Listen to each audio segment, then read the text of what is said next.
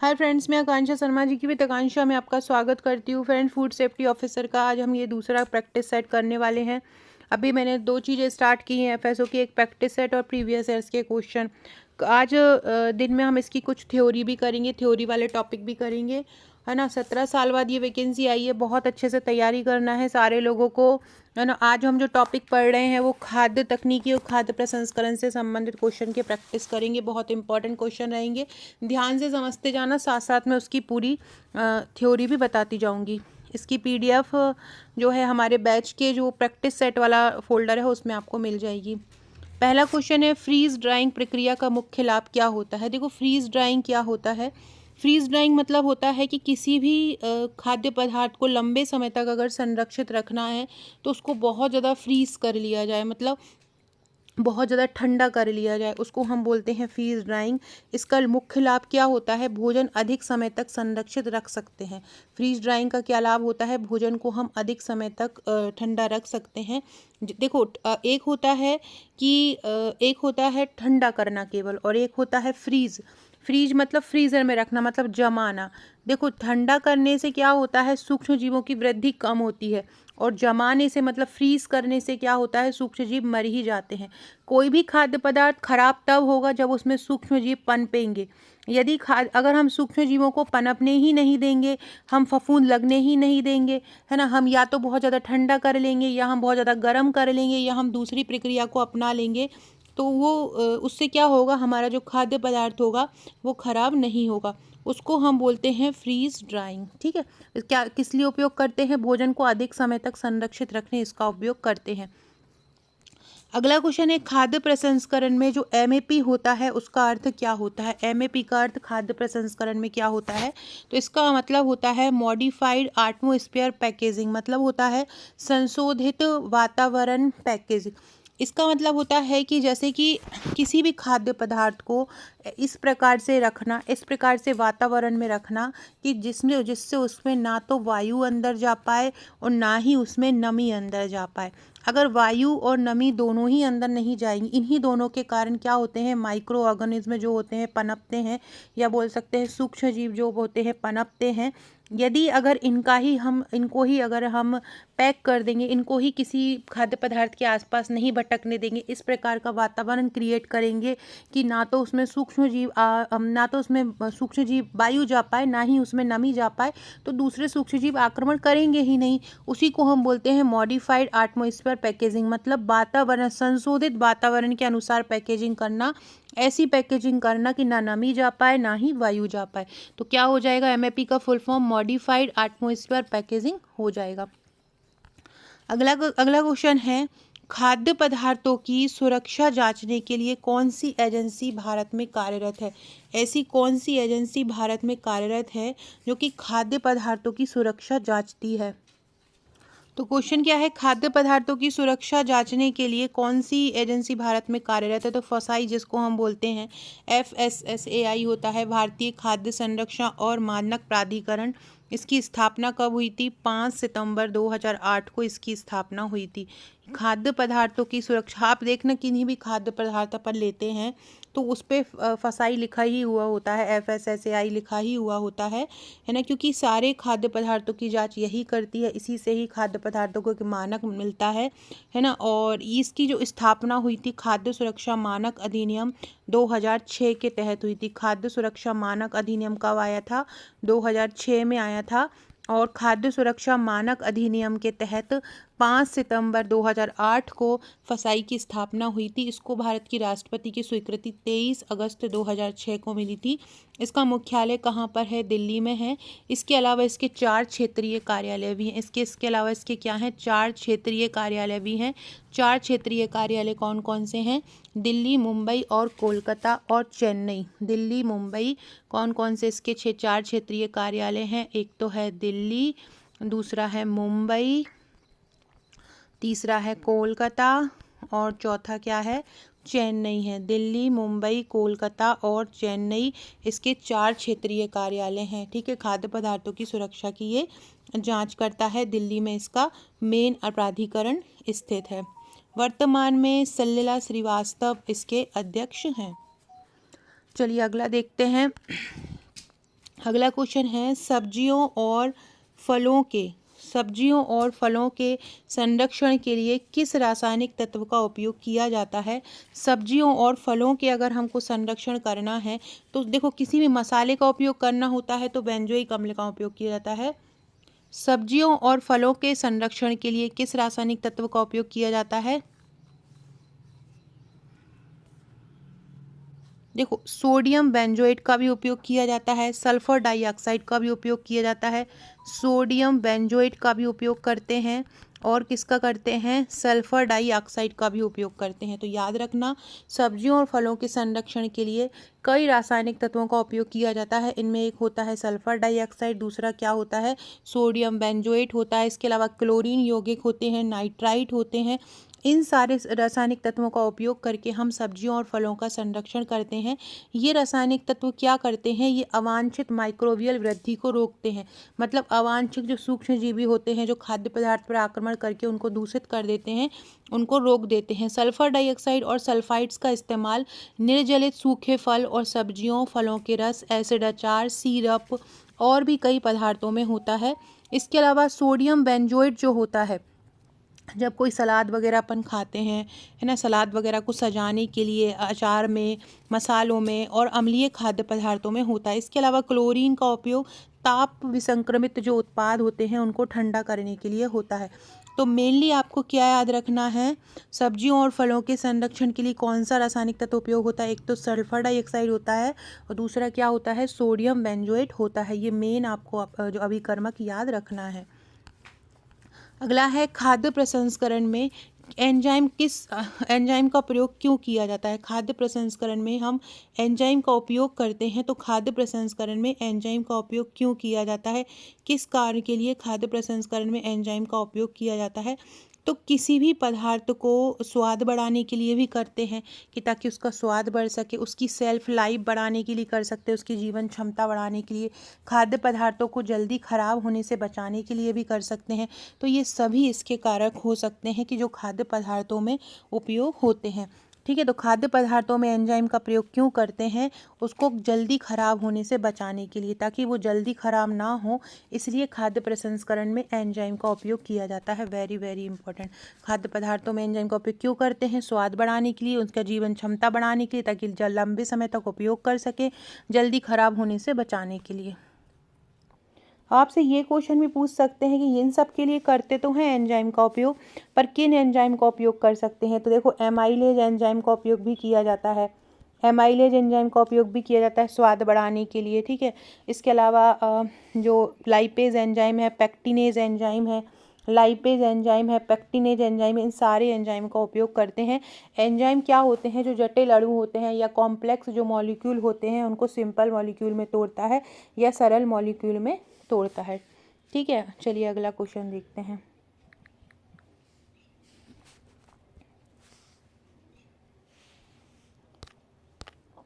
अगला क्वेश्चन है, डेयरी उत्पादों में UHT का प्रयोग किस लिए किया जाता है। फ्रेंड्स, हमारा जो फूड सेफ्टी ऑफिसर का ट्रिकी बैच है, आज से उसकी क्लासेस आरंभ हो चुकी हैं। आज मैंने उसको सिलेबस यूनिट 1 का पूरा सिलेबस समझाया है।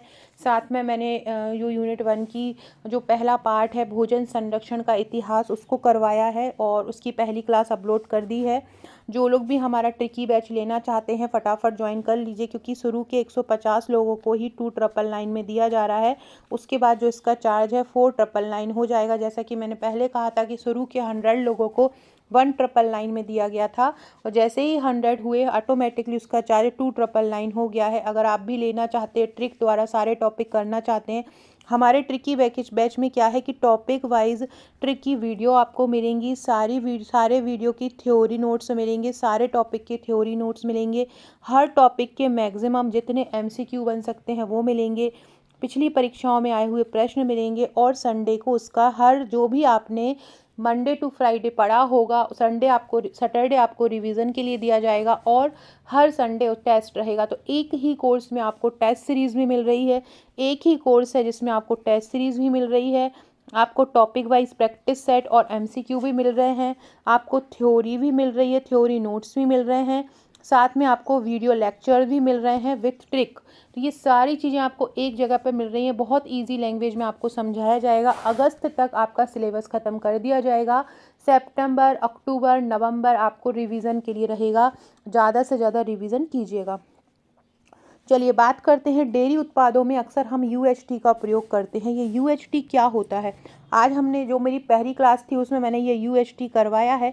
क्या होता है, किसी भी पदार्थ को अगर हमें लंबे समय तक संरक्षित करना है तो हम या तो उसको ठंडा करते हैं, या हम उसको गर्म करते हैं, या हम उसमें विकिरण का उपयोग करते हैं, या हम उसको सुखाते हैं। ऐसे तरह तरह की विधियों का उपयोग खाद्य पदार्थों को संरक्षित करने में करते हैं।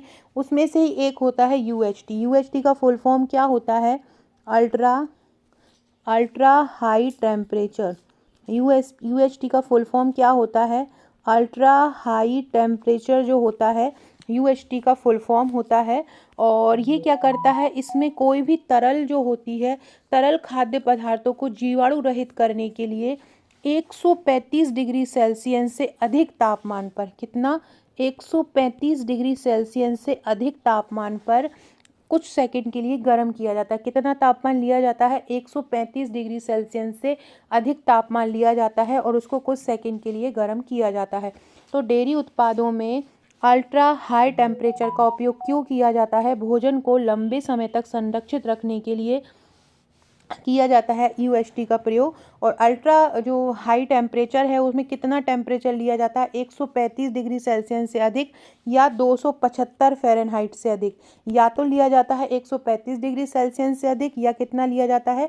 275 डिग्री फ़ारेनहाइट से अधिक लिया जाता है और कुछ सेकंड के लिए ही उसको गर्म करते हैं। अल्ट्रा हीट ट्रीटमेंट जो होता है दूध और अन्य खाद्य पदार्थों को लंबे समय तक बिना खराब किए हुए रखने में मदद करती है।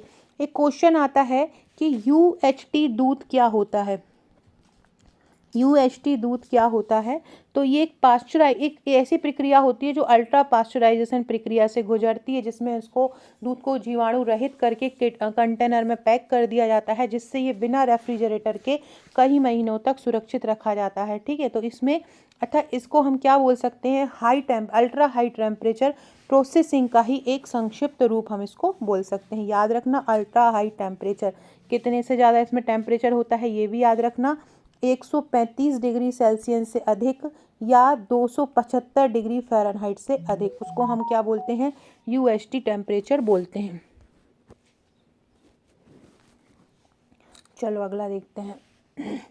सब्जियों और फलों को डिब्बाबंद प्रक्रिया को क्या बोलते हैं? सब्जियों और फलों को डिब्बाबंद कर देते हैं, उस प्रक्रिया को क्या बोलते हैं? आजकल मार्केट में क्या होता है, आजकल मार्केट में डब्बाबंद प्रोडक्ट मिलते हैं। सब्जियों और फलों को डिब्बाबंद करने की प्रक्रिया को क्या बोलते हैं? ऐसे प्रकार से पैक किया जाता है ताकि ना तो इसमें वायु जा पाए, ना इसमें नमी जा पाए। इसको हम डिब्बाबंदी या कैनिंग बोलते हैं। इसमें खाद्य सामग्री को संसाधित करके, मतलब तैयार करके, एक एयर टाइट कंटेनर में सील कर दिया जाता है। उद्देश्य क्या होता है? फलों और सब्जियों को लंबे समय तक सुरक्षित रखना।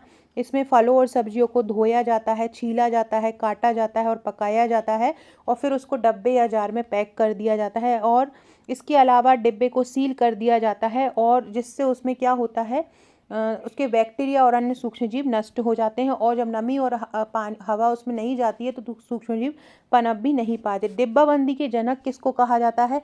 निकोलस एपर्ट को कहा जाता है। निकोलस एपर्ट को कहा जाता है। आज हमारा जो एफएसओ का बैच है, ट्रिकी बैच है, उसमें हमने ये पूरा ट्रिक द्वारा करवाया है।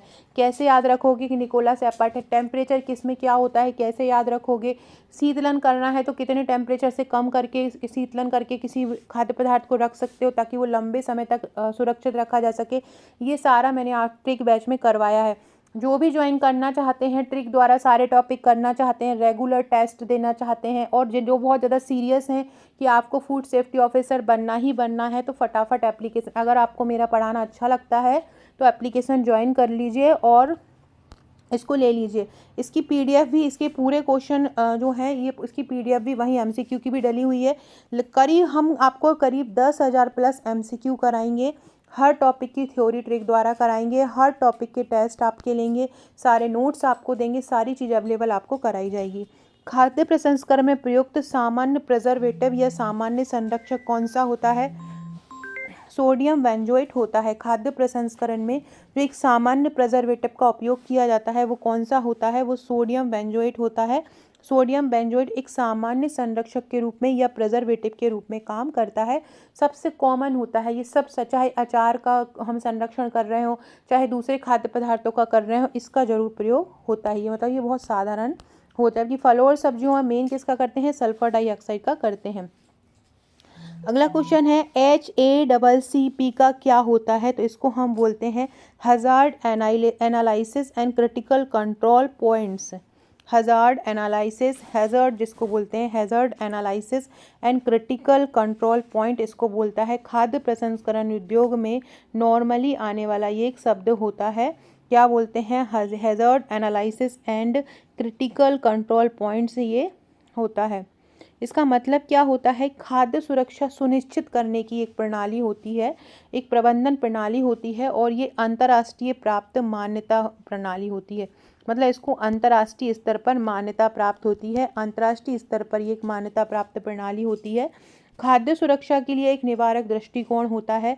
खाद्य उत्पादों की तैयारी करना और खाना पकाने के लिए एक प्रणाली स्थापित करने का काम ये करती है। खाद्य आपूर्ति श्रृंखला में ये खतरों को भी नियंत्रित करती है। खाद्य सुरक्षा खतरों से सार्वजनिक स्वास्थ्य की रक्षा करती है, इसलिए इसको हैज़र्ड बोलते हैं, मतलब खतरों से बचाव करना। इसके सिद्धांत में जोखिम विश्लेषण, निगरानी प्रक्रियाएं, सत्यापन प्रक्रियाएं, ये सारी चीज़ें इसके में आती हैं। तो इसको क्या बोल सकते हैं? Hazard analysis and critical control point, मतलब खतरा विश्लेषण और महत्वपूर्ण नियंत्रण बिंदु। ये खाद्य उत्पादों की तैयारी और उसको पकाने के लिए एक प्रणाली स्थापित करती है। ये बहुत इंपॉर्टेंट है, इसका फुल फॉर्म याद कर लेना। HACCP क्या है? Hazard analysis and critical control points, बहुत इंपॉर्टेंट है और ये आने के बहुत ज़्यादा चांसेस है, ऐसे क्वेश्चन बहुत ज़्यादा पूछे जाते हैं। पाश्चुरीकरण, डेयरी उत्पादों को लंबे समय तक सुरक्षित करने के लिए किसका उपयोग करते हैं हम? पाश्चुरीकरण का उपयोग करते हैं। किसका उपयोग करते हैं? पाश्चुरीकरण का उपयोग करते हैं। इस प्रक्रिया में डेयरी उत्पादों में मेन ये यूज की जाती है। इसमें क्या करते हैं? किसी चीज़ को खास तौर पर, मतलब किसी चीज़ या विशेष रूप से दूध को हम एक नियंत्रित तापमान पर गर्म करते हैं। इसका गर्म करने का उद्देश्य क्या होता है या गर्म करने का मकसद क्या होता है? हानिकारक बैक्टीरिया को मारना। इसका उद्देश्य क्या होता है? हानिकारक जो बैक्टीरिया होते हैं उनको मारना पाश्चुरीकरण का उद्देश्य होता है। पाश्चुरीकरण करने से दूध की जो लाइफ होती है वो बढ़ जाती है, लंबे समय तक दूध रख सकते हैं। दूध में मौजूद जो ज़्यादातर पोषक तत्व होते हैं और मूल एंजाइम जो होते हैं वो भी अपरिवर्तित रहते हैं। मतलब पाश्चुरीकरण से इस प्रकार से कोई नुकसान नहीं होता है व्यक्ति को। पाश्चुरीकरण से दूध में जो कोई भी रोगजनक होता है, कोई भी पैथोजेंस होता है वो मर जाते हैं, जिससे वो लंबे समय तक सुरक्षित रख सकता है। पाश्चुरीकरण से दूध में मौजूद लैक्टिक अम्ल जीवाणुओं की संख्या कम हो जाती है। इसका नाम पाश्चुरीकरण इसलिए पड़ा है क्योंकि इसकी खोज लुई पास्चर ने की है। पाश्चुरीकरण जब हो जाता है, मतलब जब इसको हम बहुत ज़्यादा ताप से गर्म कर देते हैं, उसके बाद इसको 4 डिग्री सेल्सियस पर ठंडा भी किया जाता है। गर्म करने के बाद क्या करते हैं? इसको 4 डिग्री सेल्सियस पर ठंडा भी किया जाता है। ठीक है, याद रखिएगा।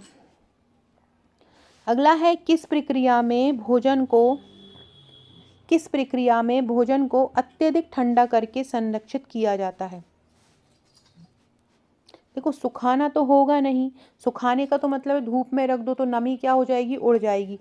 ये डीप फ्रीजिंग क्या होता है? जब अत्यधिक ठंडा, केवल ठंडा अगर हो जाएगा तो उसको हम हिमीकरण बोल सकते हैं। ठीक है, लेकिन जब हम इसको बोल सकते, जब डीप फ्रीजिंग करना हो, डीप बहुत फ्रीजर में करना हो, तो हम उसको क्या बोलते हैं? तो केवल ठंडा करना हो उसको शीतलीकरण बोलते हैं। सॉरी, हिमीकरण बोल दिया, शीतलीकरण बोलते हैं। और अत्यधिक ठंडा करना हो तो उसको हम क्या बोलते हैं? हिमीकरण बोलते हैं। अत्यधिक करना हो तो उसको क्या बोलेंगे? हिमीकरण बोलेंगे। शीतलीकरण और हिमीकरण, हिमीकरण को ही हम क्या बोलते हैं? डीप फ्रीजिंग बोलते हैं। हिमीकरण को ही क्या बोलते हैं? डीप फ्रीजिंग कहते हैं। भोजन को अत्यधिक ठंडा करके संरक्षित करने की एक प्रक्रिया होती है। इसमें भोजन को आमतौर पर 0 डिग्री सेल्सियस से नीचे तक ठंडा किया जाता है और सबसे कॉमन होता है -18 डिग्री सेल्सियस से -35 डिग्री सेल्सियस के बीच। -18 डिग्री सेल्सियस से -35 डिग्री सेल्सियस के बीच भोजन को ठंडा किया जाता है डीप फ्रीजिंग में। तो क्वेश्चन ऐसे भी पूछ सकते हैं कि डीप फ्रीजिंग में भोजन को सबसे पहले डीप फ्रीजिंग का उपयोग क्यों किया जाता है? भोजन को लंबे समय, ये हम किसी भी खाद्य के संरक्षण की तकनीक पढ़ रहे हैं, है ना। तो ये सब डीप फ्रीजिंग क्या होता है कि खाने को लंबे समय तक हमें ठंडा करना है। ठंडा करने की सबसे मेन विधि क्या होती है? बहुत ज़्यादा ठंडा करना मतलब ज़्यादा समय तक सुरक्षित रखना, उसको हम डीप फ्रीजिंग बोलते हैं। धूम्रीकरण मतलब होता है कि धुएं द्वारा किसी भी लटका देना, मांस या फलियों को लटका देना और उसके नीचे से उसमें धुआं ऊपर उड़ाना, जिससे उसमें धुआं लगता है, खाना स्वादिष्ट भी बनता है और उसके सूक्ष्म जीव भी नष्ट हो जाते हैं। पाश्चुरीकरण अभी मैं बता चुकी हूँ। सुखाना मतलब होता है धूप में खाद्य पदार्थ को डाल देना, जिससे उसकी जो नमी होती है वो क्या होती है? उड़ जाती है। ठीक है। डीप फ्रीजिंग में -18 डिग्री सेल्सियस से -35 डिग्री सेल्सियस तक ठंडा किया जाता है, जिससे उसके अंदर के जो सूक्ष्म जीव होते हैं वो मर जाते हैं और खाना लंबे समय तक सुरक्षित रख सकते हैं। अगला क्वेश्चन है, एफपीओ का पूर्ण रूप क्या होता है? एफपीओ का पूर्ण रूप क्या होता है? Fruit product order. एफपीओ जो होता है, एफपीओ का ये फुल फॉर्म बहुत ज़्यादा पूछे जाते हैं और ये और आना ही है एग्ज़ाम में। ठीक है। तो इसको हम क्या बोलते हैं? फ्रूट प्रोडक्ट ऑर्डर इसको हम बोलते हैं, मतलब खाद्य उत्पाद आदेश। खाद्य उत्पाद आदेश बोलते हैं। भारत में बेचे जाने वाले फल आधारित उत्पादों के लिए एक प्रमाणन है। भारत में जो फल बेचे जाते हैं ना, उसके लिए एक प्रमाणिक संस्था है फ्रूट प्रोडक्ट ऑर्डर। ये क्या करती है? एक कि फल जो है बेचने लायक है या नहीं, इसका जो सर्टिफिकेशन जो प्रदान करता है, जो एफपीओ का जो सर्टिफिकेशन देता है, वो खाद्य प्रसंस्करण उद्यम मंत्रालय देता है। ये भारत में सभी निर्माताओं, प्रोसेसरों और फलों के सब्जी उत्पादों के बॉटलर्स के लिए अनिवार्य होता है। कौन सा? Fruit product order. अगला है, खाद्य प्रसंस्करण में उपयोग होने वाली विधि ऑस्मोटिक डिहाइड्रेशन किससे संबंधित? ऑस्मोटिक मतलब गर्म करना, डिहाइड्रेशन मतलब निकालना, मतलब गर्म करके उसमें से नमी को निकालना। तो क्या हो जाएगा? भोजन से नमी निकालने से संबंधित है ऑस्मोटिक डिहाइड्रेशन। ये देखिए फ्रेंड, ये हमारा एफएसओ का ट्रिकी बैच है। 250 दिन का ये कोर्स है, 15 यूनिट है, पार्ट ए और बी दोनों कवर करवाया जाएगा। कठिन से कठिन टॉपिक ट्रिक द्वारा याद होंगे। बहुत कठिन फैक्ट हैं, टेम्परेचर हैं, अभिकर्मक हैं, मानक हैं, धाराएं हैं, ये नॉर्मल याद नहीं होंगी, ये ट्रिक द्वारा ही याद होंगी। इसलिए हमने ये ट्रिक बैच और आरंभ किया है। इसमें सारे आपको थ्योरी नोट्स मिलेंगे, टॉपिक वाइज एमसीक्यू मिलेंगे, वीकली टेस्ट सीरीज मिलेगी, साप्ताहिक करंट अफेयर्स मिलेंगे, करंट अफेयर्स के टेस्ट मिलेंगे। पार्ट ए और बी दोनों कवर किया जाएगा। पार्ट बी पर ज़्यादा फोकस, क्योंकि 350 नंबर का यही है। विभिन्न राज्यों में पूछे गए प्रश्न को सॉल्व भी करवाया जाएगा। सब कुछ ट्रिक द्वारा याद करवाया जाएगा। अब रटने वटने की झंझट ही खत्म है, समझा के डायरेक्ट ट्रिक करवाऊंगी। पहले थ्योरी आपको अच्छे से समझाऊंगी, जहाँ लगता है कि ये टॉपिक याद नहीं होना है, ये फैक्ट याद नहीं होना है, वहाँ पे ट्रिक अप्लाई करवाऊंगी। तो ये है एफएसओ की एक ब्रेकिंग न्यूज़ ये देने वाली हूँ कि हमारे 100 हो चुके हैं, है ना। इसके अलावा 101 से भारी डिमांड पर 101 से 150 बच्चों को 2999 में दिया जा रहा है। फटाफट GK with Akanksha Sharma application download करना। GK with Akanksha Sharma download करना है, उसमें ही आपको सारे फैक्ट मिलेंगे, तो सारे लोग डाउनलोड कर लीजिएगा। उसमें और क्या क्या मिलेगा? हस्तलिखित नोट्स मिलेंगे ई बुक के रूप में, रिकॉर्डेड ट्रिकी वीडियो मिलेंगी, संपूर्ण सिलेबस पार्ट ए और बी में कवर रहेगा, टेस्ट मिलेंगे, टॉपिक वाइज एमसीक्यू मिलेंगे। एक ही बैच में आपको ये सारा कुछ मिल रहा है। इसके अलावा हमारी आबकारी की भी क्लासेस स्टार्ट हो चुकी हैं, मतलब 10 से स्टार्ट है, रजिस्ट्रेशन आरंभ है। 499 चार्ज है आरंभ के 50 स्टूडेंट को। ये अगर कोई हमारी क्लास अटेंड नहीं करना चाहता है, ट्रिकी बैच नहीं लेना चाहता, तो वो केवल हमारे प्रैक्टिस सेट भी ले सकता है। जैसे जैसे तैयार होते जाएंगे वैसे वैसे प्रैक्टिस सेट इस कोर्स में अपलोड होते जाएंगे। इसका चार्ज तो 1499 है, लेकिन आरंभ के 50 लोगों को ये केवल 999 में दिया जा रहा है। इसमें दोनों पार्ट के एमसीक्यू आपको दिए जाएंगे, हर टॉपिक के एमसीक्यू उसमें रहेंगे। इसके अलावा एमसीक्यू के अलावा केवल आपको नोट्स लेना है, थ्योरी नोट्स लेना चाहते हैं आप दोनों पार्ट के, पार्ट ए और बी के और सभी टॉपिक के, तो आप थ्योरी नोट्स ले सकते हैं उसी एप्लीकेशन पर जाकर। जैसे जैसे हमारे थ्योरी नोट्स तैयार होते जाएंगे वो मिलते जाएंगे। आरंभ के 100 लोगों को ये 999 में दिया जा रहा है। GK with Akanksha Sharma application download करना है, लिंक आपको डिस्क्रिप्शन बॉक्स में मिल जाएगी। अगला क्वेश्चन है, खाद्य पदार्थों की प्राकृतिक संरचना को बदलने की प्रक्रिया क्या कहलाती है? मतलब जिसमें हम खाद्य पदार्थों की प्राकृतिक संरचना को ही बदल देते हैं, उसको हम बोलते हैं फूड प्रोसेसिंग या खाद्य प्रसंस्करण बोलते हैं। इसमें क्या करते हैं? खाद्य पदार्थों की प्राकृतिक संरचना ही बदल जाती है। ठीक है, ये याद रखिएगा। फ्रेंड्स हमारा जो कोर्स है उसमें ये इसकी जो एमसीक्यू की पीडीएफ लगभग इसमें 100 प्लस एमसीक्यू हैं। उसमें आपको जो जैसे ही आप कोर्स पे जाओगे उसमें अलग अलग फोल्डर आपको मिल जाएंगे। एक आपको प्रैक्टिस सेट का मिल जाएगा, एक आपको प्रीवियस ईयर्स क्वेश्चन का मिल जाएगा, एक उसमें आपको ट्रिकी वीडियो का मिल जाएगा, वो एक उसमें थ्योरी नोट्स का मिल जाएगा। तो जो भी आपको पढ़ने का मन हो, जैसे कि कभी आपको प्रीवियस ईयर्स पढ़ने का मन हो तो आप प्रीवियस ईयर्स के क्वेश्चन कर सकते हैं। आपको टेस्ट लगाने का मन हो तो आपको टेस्ट वहाँ मिल जाएंगे। हर संडे को वहाँ पे टेस्ट होगा, जो भी आपने पढ़ा होगा ना उसी का ही हर संडे को टेस्ट रहेगा। तो ये सारी चीज़ें आपको मिल जाएंगी। एक ही कोर्स में आपको थ्योरी भी मिल रही है, आपको एमसीक्यू हर टॉपिक के प्रैक्टिस क्वेश्चन भी मिल रहे हैं, आपको टेस्ट भी मिल रहा है, आपको वीडियो भी मिल रही है और आपको ट्रिक भी मिल रही है। ये जो कोर्स है इसका चार्ज अभी 2999 है, लेकिन केवल आपको अगर एमसीक्यू लेना है तो आप 999 में ले सकते हो शुरू के 50 लोगों को। केवल थ्योरी नोट्स लेना है तो वो भी अकेले 999 में ले सकते हो। कोर्स सारे एप्लीकेशन पर डले हुए हैं। तो ये क्या कहलाता है? खाद्य प्रसंस्करण कहलाता है। डेयरी उत्पादों में पाए जाने वाले मुख्य पोषक तत्व कौन से होते हैं जो डेयरी उत्पादों में पाए जाते हैं? एक तो होता है प्रोटीन और दूसरा होता है वसा। डेयरी उत्पादों में पाए जो मुख्य पोषक तत्व पाए जाते हैं वो कौन कौन से होते हैं? प्रोटीन और वसा डेयरी उत्पादों में पाए जाने वाले मुख्य पोषक तत्व कहलाते हैं। खाद्य प्रसंस्करण में एक लायोफिलाइजेशन का प्रयोग होता है। ये लायोफिलाइजेशन क्या होता है? लायोफिलाइजेशन क्या होता है? फ्रीज ड्राइंग को लायोफिलाइजेशन कहते हैं। किसको बोलते हैं? फ्रीज। फ्रीज मतलब बहुत ज़्यादा जब ठंडा हम किसी पदार्थ को कर लेंगे। इसका उपयोग माइक्रोबायोलॉजी में किया जाता है और आपके में माइक्रोबायोलॉजी बहुत ज़्यादा अलग से एक यूनिट दी गई है। तो ये लायोफिलाइजेशन बहुत आना है। इसको फ्रीज ड्राइंग कहते हैं या इसको हम निर्जलीकरण प्रक्रिया भी बोलते हैं। इसको और क्या बोल सकते हैं? निर्जलीकरण प्रक्रिया भी इसको बोल सकते हैं। इसमें सामग्री को पहले जमे हुई अवस्था में रखा जाता है। सामग्री को कैसे रखा जाता है? पहले जमे हुई अवस्था में रखा जाता है, फिर उसे वैक्यूम में रखकर ठोस अवस्था से सीधे सीधे गैसीय अवस्था में परिवर्तित किया जाता है। मतलब पहले क्या किया जाएगा? जमा दिया जाएगा, फिर वैक्यूम से उसको कैसे किया जाएगा? ठोस में किया जाएगा, फिर धीरे धीरे ऊर्ध्वपातन जैसे गैसीय अवस्था में परिवर्तित किया जाएगा, जिससे सामग्री को नुकसान पहुंचाए बिना निर्जलीकरण हो जाता है। मतलब उसमें से जल निकल जाता है ना। सामग्री को पहले एक बिंदु पर ठंडा किया जाता है जिससे वह ठोस अवस्था में पहुंच जाती है। ठोस अवस्था मतलब कौन सी अवस्था होती है? बर्फ अवस्था। बर्फ अवस्था से सीधे वाष्प में बदल देते हैं, उसको हम बोलते हैं निर्जलीकरण। ये प्रक्रिया उन चीज़ों के लिए होती है जो बहुत ज़्यादा गर्मी के प्रति संवेदनशील होते हैं। इससे खाद्य पदार्थों की लाइफ को बढ़ाया जा सकता है। इससे क्या होता है? संरचनात्मक और रासायनिक गुण बने रहते हैं। कुछ पदार्थों को फ्रीज ड्राई करके संरक्षित किया जाता है, जैसे कॉफ़ी हुई, फल और सब्जी हुई। इसको ऊर्ध्वपातन भी हम बोल सकते हैं। ऊर्ध्वपातन भी हम इसको बोल सकते हैं और इसको लाइओफिलाइजेशन भी बोलते हैं और क्या बोलते हैं? फ्रीज ड्राइंग भी बोलते हैं। सो फ्रेंड्स ये था हमारा आज का वीडियो। ऐसे ही और वीडियो के लिए चैनल को सब्सक्राइब कीजिएगा। रात को मैं इसके PYQ लेके आऊँगी जो राजस्थान की परीक्षा में पूछे गए हैं, तो उनको देखिएगा। Okay friends, thank you.